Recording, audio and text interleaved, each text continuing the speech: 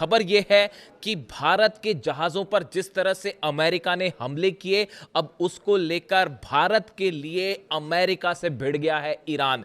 Iran ने America को बड़ी चेतावनी दी है और जिस तरह से भारत के 3 जहाजों पर हमला हुआ, उसमें 3 लोगों की मौत हुई, कई यात्रियों को रेस्क्यू किया गया, उसको लेकर ईरान ने अमेरिका को चेतावनी दी है और अमेरिका के इन हमलों को समंदर में डकैती करार दिया है। देखिए, ये जो बयान आए हैं, ये ईरान के विदेश मंत्रालय के प्रवक्ता हैं इस्माइल बघाई साहब, इनकी तरफ से ये बयान आया है। अब देखिए खबर क्या है। Iran has unlisted a sharp warning against the United States after reports of strike on merchant vessels carrying Indian crew off the coast of Oman, calling the action arm theft and maritime piracy. Iran की तरफ से कहा गया कि ये जो हमले किए भारत के जहाजों पर ओमान के आसपास, हॉर्मुज के आसपास, ये आर्म थेफ्ट है, यानी हथियारों के साथ की गई चोरी है और मैरीटाइम पायरेसी है। इसको डकैती भी करार दिया उन्होंने कि हथियारों के दम पर आप किसी दूसरे देश के जहाजों पर हमला करते हैं और उस पे जो है उसके तेल को लूटने की कोशिश करते हैं या उनको नुकसान पहुंचाते हैं। इस तरह की बात जो है वो ईरान की तरफ से कही गई है। Tehran foreign ministry spokesperson Ismail Baghaei accused Washington of escalating tensions on the high seas and directly backed India amid the fallout। Iran ने पूरी तौर पर भारत का साथ दिया और अमेरिका की तीखी आलोचना करते हुए कहा कि आपने इंटरनेशनल बॉर्डर्स पे ये दादागिरी की है, ये हमले किए हैं जो कतई स्वीकार नहीं किए जा सकते।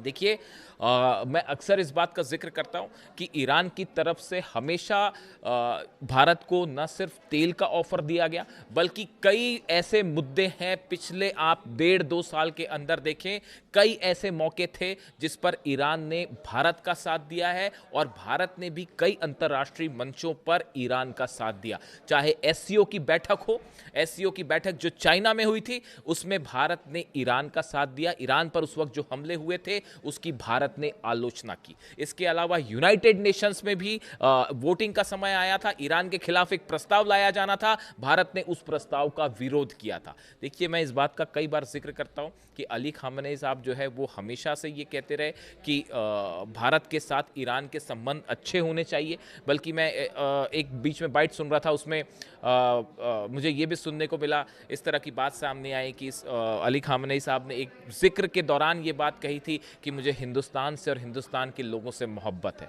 देखिए, ये उनकी तरफ से बहुत बड़ा बयान था। जब वो भारत आए थे, एक बार भारत की यात्रा पर आए थे, उनका बड़ा स्वागत किया गया था। हिंदुस्तान में करोड़ों लोग हैं जो उन्हें ना सिर्फ सुप्रीम लीडर होने की वजह से, बल्कि एक बेहतरीन इंसान होने की वजह से उन्हें पसंद करते थे और आज भी उन्हें पसंद करते हैं। और देखिए, उनकी इन कोशिशों से और पिछले कुछ वक्त से भारत और ईरान के संबंध आपस में बेहद मजबूत हुए हैं और एक बार फिर इसकी ये मिसाल सामने आई है। जिस तरह से भारत के 3 जहाज़ों को पर हमला हुए, असल में देखिए ये जहाज़ भारतीय, इसमें क्रू मेंबर्स थे, जहाज़ों पर किसी दूसरे देश के झंडे लगे हुए थे, लेकिन ये हमले अमेरिका की तरफ से किए गए। देखिए, टैंकर मैरीवैक्स था, ये हमला हुआ ओमान के तट के करीब। सबसे पहले मैरीवैक्स जो जहाज़ था, इसके ऊपर टैंकर था, इस पर हमला हुआ था। इसमें 24 भारतीय थे जिन्होंने गुहार लगाई थी बचाने की और फिर भारत ने ओमान के अधिकारियों से संपर्क किया और ओमान की नेवी ने फिर जो है इन 24 लोगों को बचाया। पहला हमला टैंकर मैरीवैक्स पर होता है।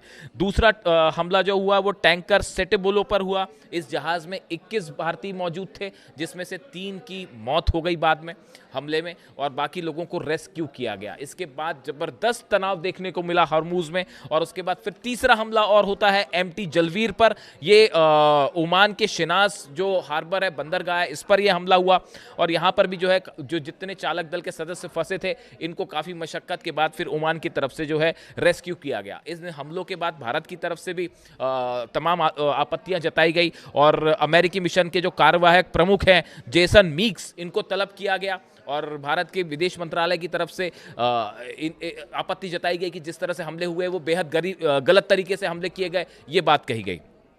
अब देखिए, इसके बाद जो है अब ईरान की तरफ से जो बयान आया है, देखिए ईरान न सिर्फ भारत के साथ दोस्ती की वजह से ये बयान आए हैं, बल्कि इसकी और भी वजह है। देखिए, ये बात को समझिए, ये जो पूरा इलाका है ओमान और हॉर्मुज, ईरान के बीच का जो इलाका है, इस पर हमेशा से ओमान और ईरान कंट्रोल में रहा है, इनके कंट्रोल में रहा है। एक इंटरनेशनल वाटर है जहां से जो है जहाज पहले निकल रहे थे। ये ब्लॉकेड क्यों हुआ? ये ब्लॉकेड इसलिए हुआ क्योंकि अमेरिका अपने जहाज लेकर वहां खड़ा हो गया और वहां पर जो है अमेरिका और ईरान के जहाज आमने सामने हो गए। वजह थी अमेरिका का ब्लॉकेड करना, वहां पर जाके हॉर्मूज को बंद करना। अब ईरान का यही कहना है कि जिस तरह से भारत के इन 3 जहाजों पर या भारत के क्रू वाले 3 जहाजों पर हमला किया गया, ये इंटरनेशनल वाटर में अमेरिका की दादागिरी है। और ये अंतर्राष्ट्रीय, देखिए ईरान की तरफ से कई बड़े सीधे आरोप लगाए गए हैं अमेरिका के ऊपर और बड़ी चेतावनियां दी गई है। ईरान का कहना है कि ये साफ साफ अंतर्राष्ट्रीय कानूनों का उल्लंघन कर रहा है अमेरिका, और जितनी इंटरनेशनल बॉडीज हैं उसको ये बात को देखना चाहिए। जो मैरीटाइम सुरक्षा होती है, मतलब समुद्र में जो जहाज़ों का आवाजाही होती है, इनकी एक सुरक्षा की गारंटी होती है और एक अंतर्राष्ट्रीय कुछ नियम होते हैं, इनको फॉलो किया जाता है, रूल्स को फॉलो किया जाता है कि किसी भी देश के जहाज़ को हमला नहीं करना है या उसकी सुरक्षा को खतरे में नहीं डालना है। ईरान का आरोप है कि जो ये मैरीटाइम रूल्स हैं, इनकी धज्जियां उड़ाई हैं अमेरिका ने और उसको पूरी तरह से जो सुरक्षित रास्ते थे उनको खतरे में डाल दिया है। ईरान की तरफ से यह भी वार्निंग दी गई है कि हॉर्मूज में और ओमान में अगर इस तरह की दादागिरी अमेरिका की तरफ से चलती रहेगी तो इसके गंभीर परिणाम अमेरिका को भुगतने पड़ेंगे। उन्होंने ये कहा है कि जो शिपिंग रूट है, ईरान की तरफ से कहा गया कि ओमान, हॉर्मूज और ईरान के आसपास का जो शिपिंग रूट है, इस पे अमेरिका के जहाज फौरन पीछे हटने चाहिए और इसे खाली करना चाहिए। ईरान के आसपास से अमेरिकी सेना दूर हटनी चाहिए। ये बयान ईरान की तरफ से आए हैं। देखिए, ईरान और भारत के संबंध आप चाबहार पोर्ट को लेकर देख लीजिए, या कई मौके ऐसे आए जब ईरान ने जो है वो भारत के समर्थन में खड़ा रहा, चाहे टैरिफ का मामला हो, चाहे ऑयल देने का मामला हो। हमेशा ऑयल ईरान की तरफ से ये ऑफर किया गया भारत को कि आप जितना तेल लेना चाहें हम आपको देने के लिए तैयार हैं। लेकिन तमाम इंटरनेशनल सैंक्शंस की वजह से या दूसरे और कारणों की वजह से जो है ये तेल उस तरह से व्यापार अभी आगे नहीं बढ़ा है। उम्मीद है कि भविष्य में आगे बढ़ेगा। इसी के साथ इस समय जब मैं आपसे बात कर रहा हूं, हॉर्मूज में भयंकर तनाव देखने को मिल रहा है। इसकी एक बड़ी वजह यह है, देखिए डोनाल्ड ट्रंप ने भले ही अनाउंसमेंट कर दिया कि जल्द ही ईरान के साथ डील होने वाली है और जो है वो अब हम हमला नहीं करेंगे। खर्ग आइलैंड पर जो ऑपरेशन का प्लान था वो कैंसिल कर दिया गया, लेकिन उसके बाद भी हॉर्मूज में ईरान और अमेरिका आमने सामने खड़े हैं जहाज। और जो खबरें हैं उसके मुताबिक ईरान ने एक बार फिर अपने 2 शाहिद ड्रोन से अमेरिका के जहाज़ों को निशाना बनाने की कोशिश की है। ये खबर सामने आ चुकी है। देखिए, जो इसकी जो इनसाइड स्टोरी निकल के आई वो ये कि अमेरिका के 2 जहाज़ ईरान के काफ़ी करीब थे, ईरान के वाटर्स के करीब थे, ऐसा कहना है आईआरजीसी का, जिसके बाद ये ड्रोन दागे गए। इससे अमेरिका के जहाज़ों को नुकसान हुआ नहीं हुआ इसके बारे में कोई जानकारी नहीं है, ऐसे क्लेम्स बाहर नहीं आते हैं, बड़ी मुश्किल से आते हैं। लेकिन 2 ड्रोन्स फायर किए गए, ये फैक्ट बात है, ये इंटरनेशनल खबर है, आप देख सकते हैं। और ज़बरदस्त तनाव देखने को मिल रहा है। आखिरी समय में जिस तरह से डोनाल्ड ट्रंप ने ये आदेश वापस लिए, अमेरिका की सेना हमला करने के लिए तैयार थी, खर्ग पे हमला होने जा रहा था। 2 लाख सैनिक, मैं पिछले वीडियो में आपको बता चुका हूँ, 2 लाख सैनिक जो हैं वो ईरान के तैयार थे अमेरिकी ऑपरेशन को काउंटर करने के लिए। और तीनों चारों जो बड़े आइलैंड्स हैं ईरान के, खर्ग हो गया, केशम आइलैंड हो गया, कीश आइलैंड हो गया, अबू मूसा आइलैंड हो गया, बंदर अब्बास हो गया, ये सब पे एक भयानक जंग की तैयारी थी। और आखिरी में फिर डोनाल्ड ट्रंप को चूंकि ये जब जानकारी मिली कि भयंकर कैजुअलिटी होगी, अमेरिकी सैनिक मारे जाएंगे, तो अमेरिका को अपना विचार बदलना पड़ा और पीछे हटना पड़ा। अब देखिए, हालात ये हैं कि अभी भी भले बातचीत होगी नहीं होगी, कब होगी, किन मुद्दों पर होगी, कितने ड्राफ्ट सामने आएंगे, उसमें कितनी बातों पर सहमति बनेगी नहीं बनेगी, ये अभी सब बातें दूर की कौड़ी है बहुत। फिलहाल हकीकत ये है कि अमेरिका और ईरान के न सिर्फ जहाज़ आमने सामने हैं, सेनाएं आमने सामने हैं, और एक छोटी सी चिंगारी एक बार फिर हॉर्मूज में जो है वो भयानक युद्ध छेड़ सकती है और ये तनाव वहाँ बरकरार है। इसके साथ ही देखिए, खबरें इस तरह की भी हैं कि कई 60 दिनों की, आपने सीज़ फायर की बात सुनी होगी कि जो ड्राफ्ट है उसमें 60 दिनों के सीज़ फायर का जिक्र है।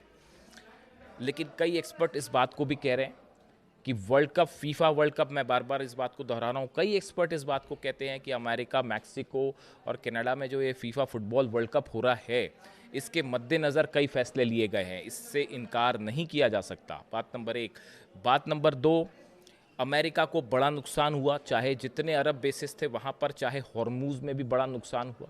इसलिए एक बार फिर अमेरिकी सेना को इस पोजीशन में लाना कि ईरान पर हमला किया जा सके, उसके लिए भी वक्त चाहिए। अंतर्राष्ट्रीय स्तर पर बड़ा आर्थिक नुकसान हो रहा था, तेल के दाम, शेयर मार्केट सब जो है वो हाथ से बाहर निकलते जा रहे थे, इसलिए भी ये एक बड़े फैसले की वजह है। और देखिए एक अहम बात और ये है कि ईरान के यूरेनियम को लेकर, न्यूक्लियर प्रोग्राम को लेकर अब तक कोई बातचीत नहीं हुई है, ना किसी तरह की डील हुई है। यानी जो कोर मुद्दा है, असली मुद्दा है, वो अभी भी बातचीत से बाहर है।